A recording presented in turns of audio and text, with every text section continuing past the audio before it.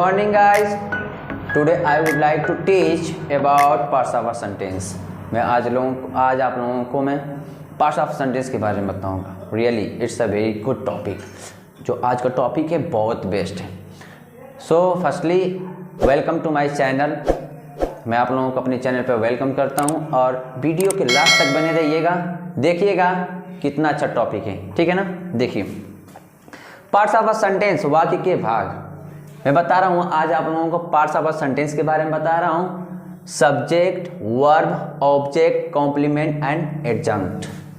जो आज मैं टॉपिक बता रहा हूँ ये आपके लिए मोस्ट इंपॉर्टेंट है. ठीक है ना. केयरफुली आप केयर करिएगा इस पे. What is difference between an object and a compliment.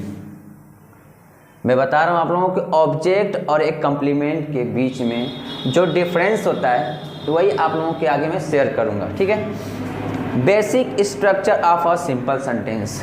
लिखा है यहाँ पे कि all sentences need a subject and a verb. सारे सेंटेंसेस को जरूरत होती है. किसकी? सब्जेक्ट और एक वर्ब की जरूरत होती है. ठीक है. ऐसी बात नहीं है कि ये जरूरी नहीं है कि सब्जेक्ट और वर्ब के बाद आने वाला जो शब्द होगा वो हमारा ऑब्जेक्ट ही होगा. नहीं, कॉम्प्लीमेंट भी हो सकता है. अब हमें वही पहचानना है कि कॉम्प्लीमेंट कौन है और ऑब्जेक्ट कौन है. तो बहुत बेस्ट टॉपिक यार. हमें पढ़ाने में भी बड़ा अच्छा लग रहा है. रियली वीडियो के लास्ट तक बने रहिएगा. देखिएगा लिखा हुआ subject plus verb. Subject plus verb तो होता ही है सेंटेंसेज में. अब इसके बाद आने वाला जो होता वर्ड होगा वो ऑब्जेक्ट भी हो सकता है, कॉम्प्लीमेंट भी हो सकता है. अब देखिए सब्जेक्ट के बारे में आते हैं. ठीक है. लिखा है subject. A subject is the person, thing, place और idea that the sentence is about. It is what perform the action. A subject is the person. एक सब्जेक्ट जो होता है क्या? एक पर्सन, थिंग, प्लेस और idea that the sentence is about. जो sentence के बारे में बताता है. It is what perform the action. जो एक्शन के परफॉर्म को बताता है. ठीक है ना. लिखा है यहाँ पे ही लॉफ्ड. ही लॉफ नहीं लॉफ्स होगा. ही लॉफ्स. वह हंसता है. क्या? वह हंसता है. The sun shines. सूर्य क्या करता है? चमकता है. ठीक है. मैंने अब बताया यहाँ पे ही लॉव्स द सन शाइन्स. यहाँ पे मैंने बताया ना कि सब्जेक्ट जो होता है तो कोई पर्सन, थिंग, प्लेस, आइडिया यही होता है जो किस सेंटेंस के बारे में बताएगा. सेंटेंस के बारे में बता रहे थे कि सब्जेक्ट ही और सन है. ठीक है. चलिए फिर मैं आपको बता रहा हूँ. मैं अभी आप लोगों को सब्जेक्ट के बारे में बताया. हाँ, तो चलिए आप वर्ब के बारे में बताते हैं. ठीक है. वर्ब लिखा हूँ यहाँ पे. वर्ब जो क्या? एक एक्शन और स्टेट. वर्ब किसी एक्शन या स्टेट को क्या करता है? शो करता है. ठीक है. जैसे कि मैंने लिखा यहाँ पे सेंटेंस है ही प्लेस. वह खेलता है. क्या करता है? ये हमारा क्या है? वर्ब. चलिए इसमें कुछ और आगे थोड़ा सा देखते हैं. इसमें कुछ और जोड़कर इसे मैंने लिखा ही प्लेस क्या खेलता है. मैंने जोड़ दिया फुटबॉल. अब देखिए यहाँ पे इस सेंटेंसेस में क्या है? एक सब्जेक्ट एक वर्ब है. डन है. और इस सेंटेंसेस में क्या है? एक सब्जेक्ट, एक वर्ब और एक ऑब्जेक्ट. यहाँ पे फुटबॉल क्या है आपका भैया? ऑब्जेक्ट है. क्या है? ऑब्जेक्ट है. ठीक है ना. जैसा कि मैं आप लोगों को बता रहा हूँ यहाँ पे देखिए. अब जब मैं यहाँ पे बताया आपको ऑब्जेक्ट, तो ऑब्जेक्ट के बारे में जान जाते हैं. लिखा क्या है? लिखा गया यहाँ पे देखिए object. The object of a sentence is the person or thing that receives the action of the verb. Object वह है जो किसी वर्ब के एक्शन को क्या करता है? रिसीव करता है. जैसे सेंटेंसेस दिया गया यहाँ पे कि he broke the glass. वो क्या है? यहाँ पे जो ग्लास ये हमारा क्या है? ऑब्जेक्ट है. he is playing football. वह फुटबॉल खेल रहा है. क्या कर रहा है? फुटबॉल खेल रहा है. तो ये हमारा फुटबॉल क्या हो गया भैया? क्या हो गया? ये हमारा ऑब्जेक्ट हो गया. डन है ना. किसी सेंटेंस में ऑब्जेक्ट को पहचानने के लिए जानते हो किसका प्रयोग करते हैं हम? देखिएगा व्हाट. ठीक है. व्हाट का प्रयोग करते हैं। ठीक है, जैसे मैं बोला किसी सेंटेंस में ऑब्जेक्ट को पहचानने के लिए व्हाट यानी क्या, हुम किसको का जवाब मिलता है, यहाँ पे व्हाट हो जाएगा, या एक किसको भी होता है, हुम मीन्स होता है किसको। इसका जब हमें ना जवाब मिलता है ना तो उस सेंटेंस में ऑब्जेक्ट होगा, क्या होगा, उस सेंटेंस में ऑब्जेक्ट होगा, और वो जवाब हमारा ऑब्जेक्ट ही होता है। यानी व्हाट से या हुम से अगर मैं आपसे क्वेश्चन करूंगा तो जो उसमें आएगा, उस सेंटेंस में जो भी नाम आएगा ना वो हमारा क्या होगा, ऑब्जेक्ट होगा। चलिए देखिए देखिए, आइए, ही ब्रोक द ग्लास, उसने ग्लास तोड़ा। मैं पूछा इससे व्हाट, क्या तोड़ा, क्या तोड़ा, तो ग्लास तोड़ा, तो उसने क्या तोड़ा, ग्लास तोड़ा, तो हमारा क्या हो गया, object. He is playing football, वह फुटबॉल खेल रहा है। मैं बोला इससे क्वेश्चन करते हैं व्हाट व्हाट, वह क्या कर रहा है, व्हाट इज ही डूइंग, वह क्या कर रहा है, तो ही इज प्लेइंग फुटबॉल।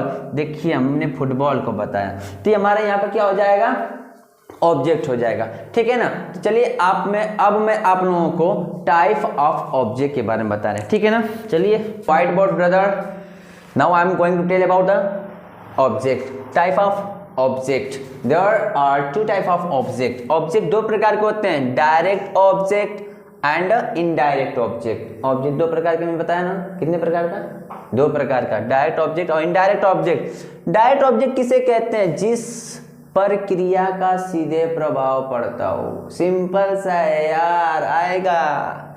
और इनडायरेक्ट ऑब्जेक्ट जिस पर क्रिया का सीधे प्रभाव ना पड़ता हो वो हमारा क्या होगा, इनडायरेक्ट ऑब्जेक्ट होगा। ध्यान दीजिएगा, व्हाट मीन्स होता है क्या, का जवाब डायरेक्ट ऑब्जेक्ट होता है, और हुम किसको, का जवाब इनडायरेक्ट ऑब्जेक्ट होता है। चलिए सेंटेंसेस में देखते हैं, ही गेव मी अ पेन, उसने मुझे कलम दिया, या he gave a pen to me, दोनों सेंटेंसेस सेम है, कोई प्रॉब्लम नहीं है। तो मैंने अभी आपको बताया कि अगर मैं व्हाट से, अब इसमें दो ऑब्जेक्ट है, एक मी है और एक अ पेन, ये दोनों ऑब्जेक्ट हैं। दोनों ऑब्जेक्ट को पहचानने के लिए हम कैसे पहचानेंगे कौन इसमें डायरेक्ट ऑब्जेक्ट है और कौन इनडायरेक्ट है, जानना है ना आपको, तो थोड़ा ध्यान दीजिएगा अच्छे से। हाँ, मैं व्हाट से क्वेश्चन करूंगा। चलिए डायरेक्ट, पहले हम डायरेक्ट ऑब्जेक्ट के बारे में जानते हैं। व्हाट से करूँ, he gave me a pen, what he gave, उसने क्या दिया, अ पेन, ओ अ पेन, उसने कलम दिया, इसका मतलब है हमारा डायरेक्ट ऑब्जेक्ट हो गया।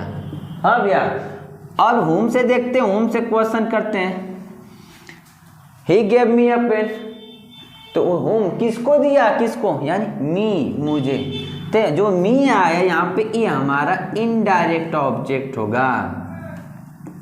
ठीक है भैया, इनडायरेक्ट ऑब्जेक्ट ऐसे पहचानते हैं। जैसे एक सेंटेंसेस और मान लो, सपोज डेट एक सेंटेंसेस और बता रहे हैं आपको, जिसे मैंने लिख दिया कि द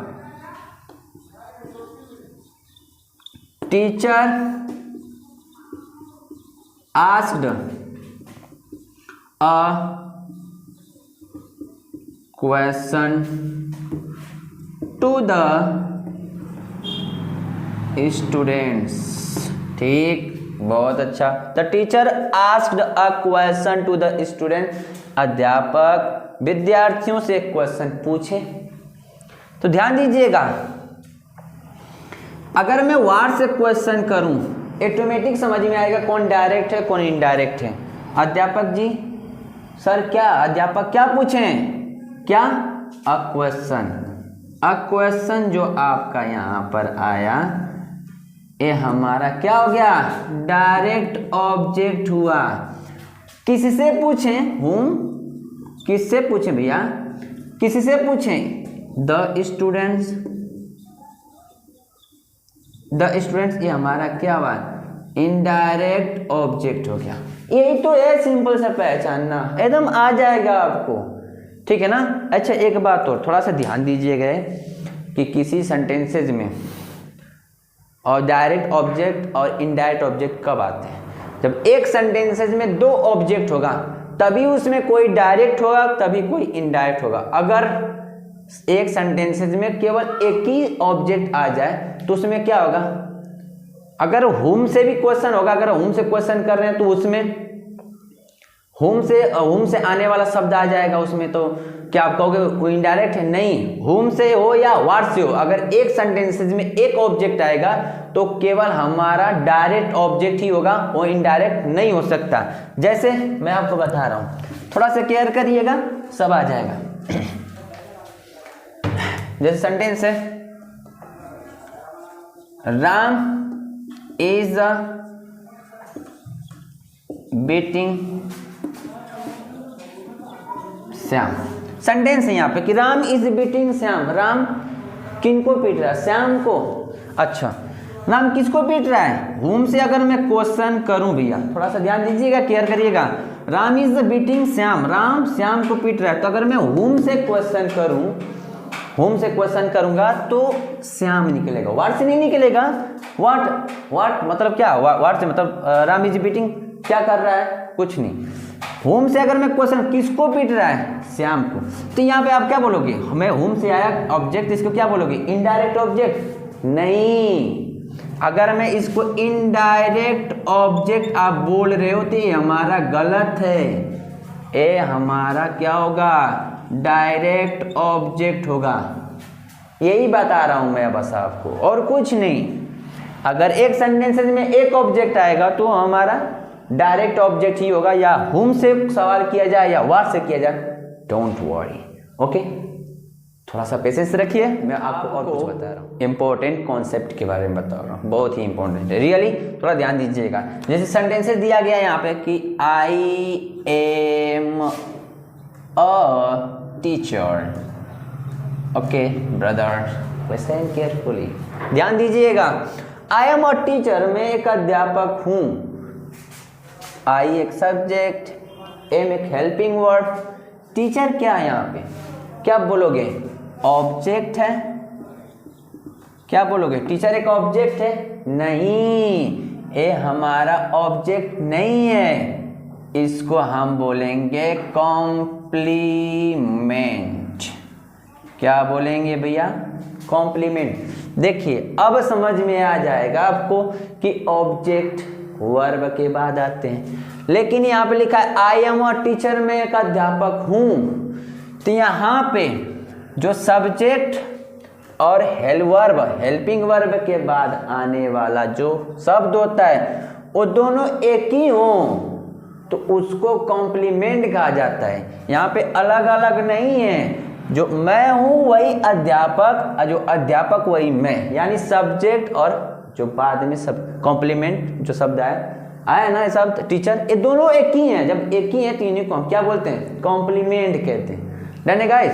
सो अगर ये वीडियो पसंद आया आपको ना तो लाइक और सब्सक्राइब करिए, और सेकेंड पार्ट में कॉम्प्लीमेंट के बारे में मैं आपको बताऊंगा। वीडियो मिस मत करिएगा, रियली आपको मुझे आई होप, मुझे लगता है कि आपको वीडियो अच्छा लगा होगा, और आगे वाला जो वीडियो होगा वो भी आपके लिए बहुत ही इंपॉर्टेंट और अच्छा लगेगा। रियली ऑफ करिए।